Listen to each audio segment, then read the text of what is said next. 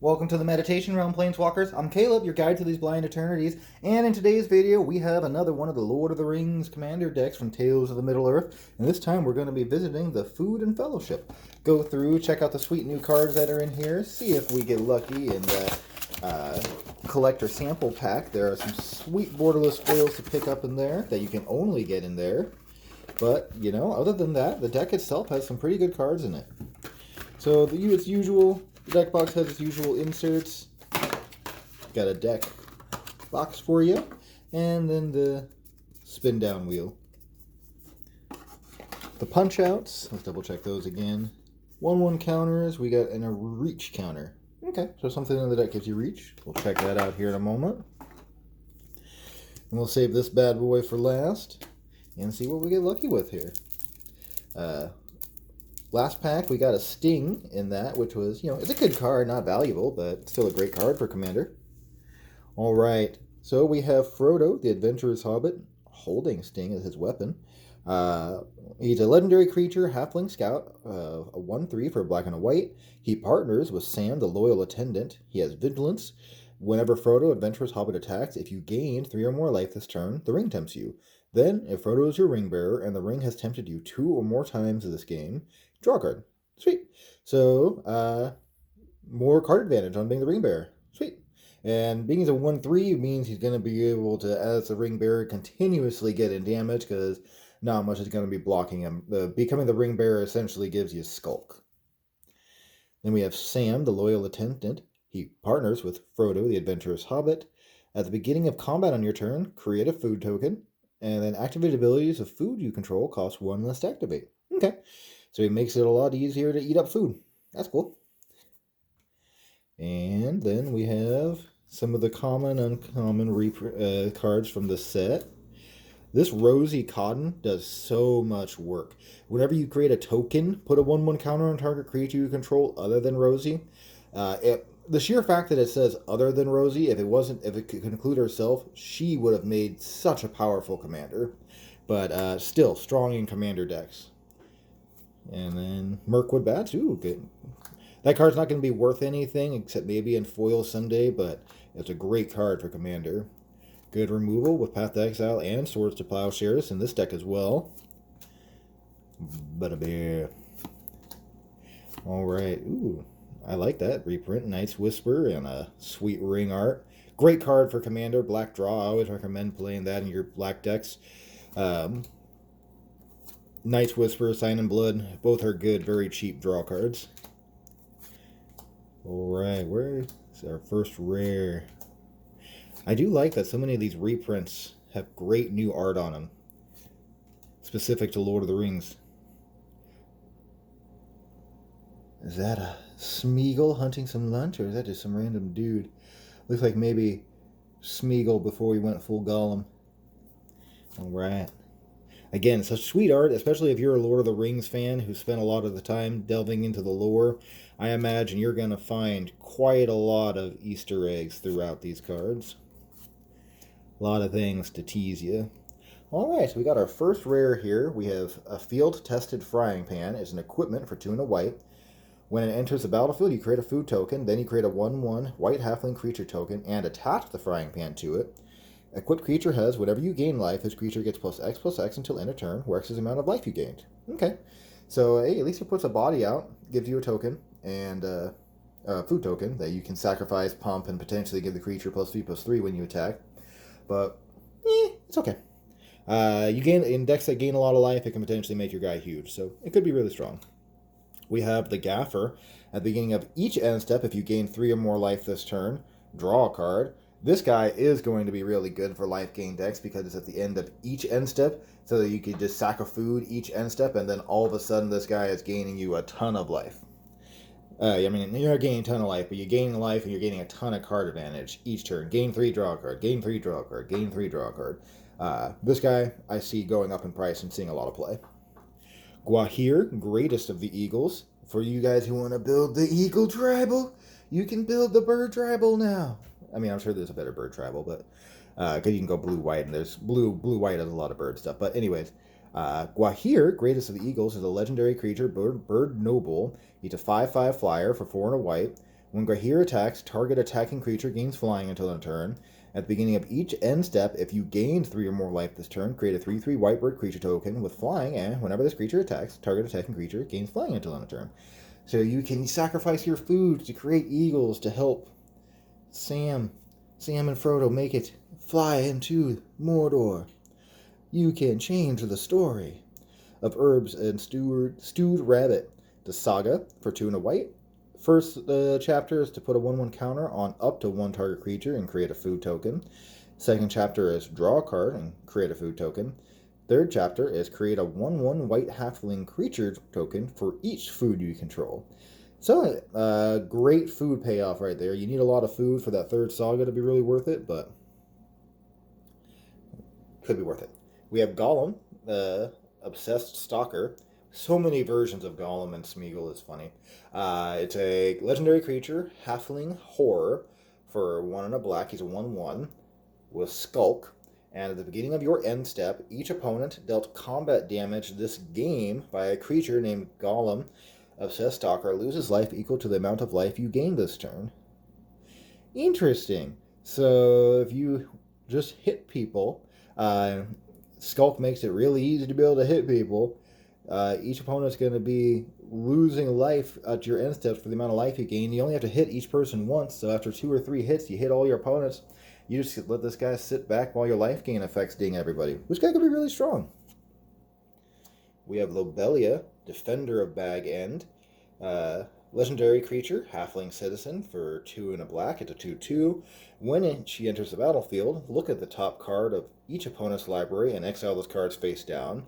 You can tap her and sacrifice an artifact and choose 1. Until end of turn, you may play a land card exiled as Lobelia without paying its mana cost.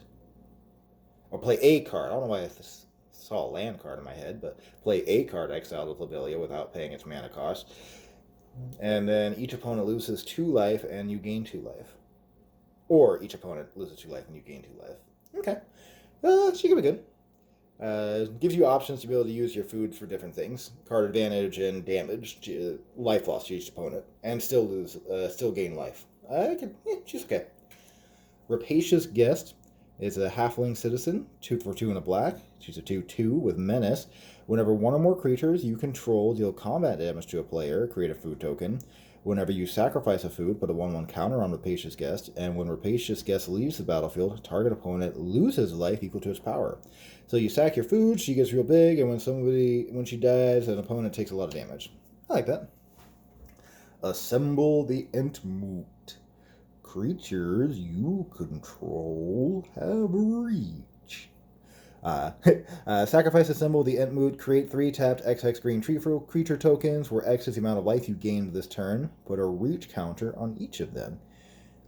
Interesting. So for 4 mana, this could create 3 giant dudes for you. I mean, the creatures you control have reach effect, almost is irrelevant. But being able to sack it and create 3 XX tree folk works the amount of life you gain this turn. I mean, can you imagine on your next turn gaining 10 life and then sacking this and putting out 3 10/10s and you only paid 4 mana? Like, oh, I see this doing a lot of work. Even if you just gain 6 life and for 4 mana you get 3 6/6s. This is going to do a lot of work. Like, oh man, this card is... I really like this. This is going to be really strong. I'm definitely going to abuse that somewhere. We have a Feasting Hobbit. It's a halfling citizen for 1 and a green with 2/2, and it has Devour Food 3. As it enters the battlefield, you may sacrifice any number of foods. This creature enters the battlefield with 3 times that many 1/1 counters on it, and creatures with power less than Feasting Hobbit's power can't block it. So sweet. Just sacrificing 1 food token. This guy has a 5/5 for 2 mana, and smaller creatures can't block it. This guy's going to be great for food decks. He's going to get huge real quick and be able to blow things out of the water. We have a Motivated Pony. 3/3 horse for 4 and a green with trample and haste. Whenever Motivated Pony attacks, attacking creatures get +1/+1 until end of turn. If a food enters the battlefield under your control this turn, untap those creatures, and they get an additional +2/+2 this turn. So it's essentially an Anthem type effect that buffs your whole board when it attacks, and potentially get an additional buff if you played foods. It does include itself, so it can be a 6/6 trample haste swinging for 5 on the turn it comes in, potentially. I like that. We have a prize pig. It's a boar for 1 and a green. It's 0/3. Whenever you gain life, put that many ribbon counters on prize pig. Then, if there are 3 or more ribbon counters on prize pig, remove those counters and untap it. And you can tap it to add 1 mana of any color. So this is just gonna get pretty ridiculous with the foods, because you just gain the 3 life, untap it, get that mana. So essentially makes this into an easy mana sink, especially if you have Sam out and only costs 1 to gain those to activate those foods. So you can just essentially activate all your foods at once with this guy and Sam out. We have Banquet Guest. It's a halfling citizen for X, a green and a white. It's a 0/0.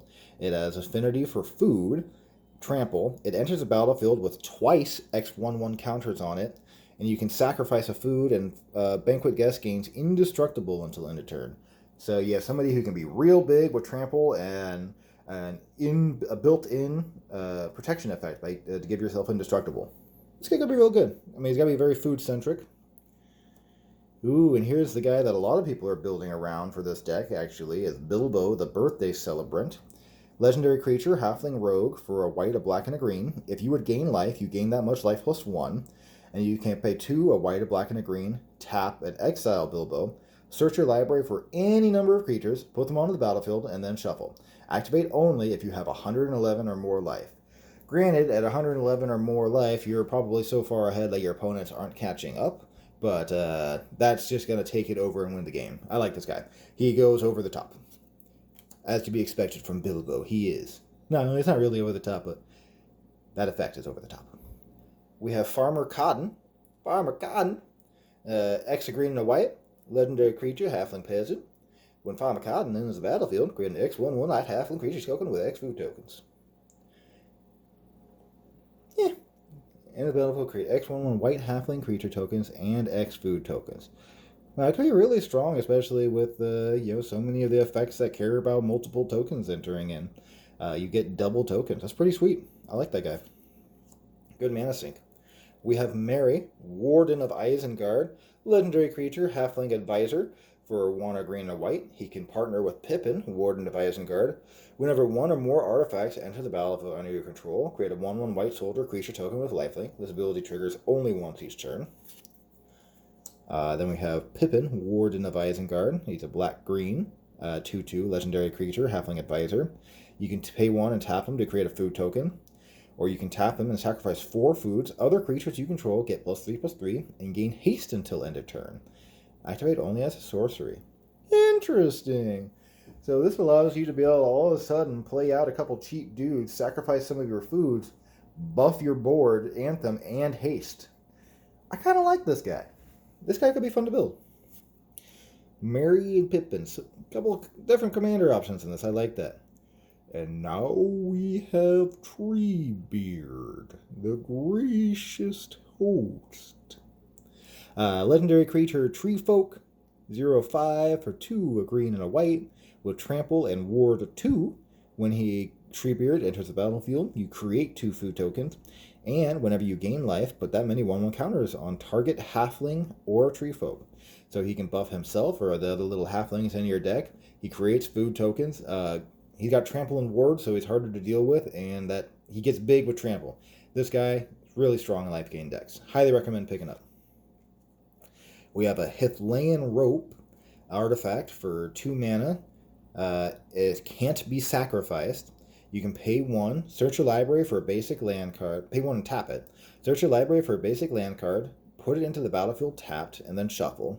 The player to your right gains control of Hithlean Rope. Or you can pay 2, tap it, draw a card. The player to your right gains control of Hithlean Rope. So basically it's something you pass around the board that everybody can use at your commander table. But as long as the person who gets it doesn't activate it, it won't get continued pass. So, I'm iffy on this one. You gotta have a play group that's willing to play around with this for it to be fun to play with. Otherwise, you'll just get to the one guy who's like, sweet, I'm never gonna activate that for you. We have an enchantment for 3 a red, 3 and 2 white.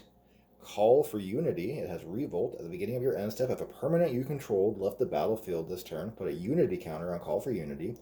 Creatures you control get +1/+1 for each counter. A Unity counter on Call for Unity. Okay, another Anthem effect. Okay, so now we're to the reprints. Like I said, I thought Call of Unity was super figure reprint. Dawn of Hope. Dusk Till Dawn. Great removal with how tiny your creatures are for the most part in this deck. Fell the Mighty. Fumigate. Man, 3 board wipes in a row. They're going heavy. Mentor the Meek. Sanguine Bond.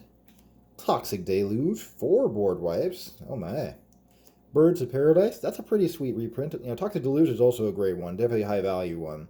Birds of Reprint. Man, or Birds of Paradise. That's so sweet. That's a pretty bird. Pretty bird. Gilded Goose. I don't know about such a pretty bird, but, you know, a good bird. Definitely a strong one. Woodfall Primus. It's a Primus. Anguish Unmaking. Chromatic Lantern. Trading Post. Well of Lost Dreams. Brushland. Canopy Vista. Exotic Orchard. Fortified Village. Isolated Chapel. Murmuring Bosque. Necroblossom Snarl. The Scattered Groves. Shine Shadow Snarl. Sunpetal Grove. Woodland Cemetery. Access Tunnel. Ash Barrens. Command Tower. Evolving Wilds. Ghost Quarter. Grey Pelch Refuge. Path of Ancestry. Rogue's Passage. Sandstep Citadel. Scoured Barrens. And how many basics in this one? 1, 2, 3, 4, 5, 6, 7, 8, 9, 10, 11, 12, 13, 14, 15, 16. So 16 in this one. Still a high number. Surprisingly a lower number than the Jeskai deck. And then it's got our tokens. I think this one might be one of the more fun ones to play. Unless, I think the Grixis one's also a great one, if you like to play the villain. But the life gain synergies and the different routes you can go with this makes it seem like it could be a very fun one to play and build around if you're a new player especially. Let's see what we get lucky with in this. Again, I think these are going to help make the value of these hold up in so many of these commander decks, because that collector sample pack, sometimes you'll get something good, sometimes you get something bad, but hey, it's extra. And we are getting a Sauron's Ransom non-foil and the borderless, and then we have a Dunlun Crabane. Alright, yeah, I don't think that's a very valuable hit. Not foil too, which is disappointing. Used to it being foil, but oh well. Thank you for joining me, Planeswalkers. Always glad to have you here. Like, share, and subscribe if you haven't already, and I would look forward to seeing you on the next video.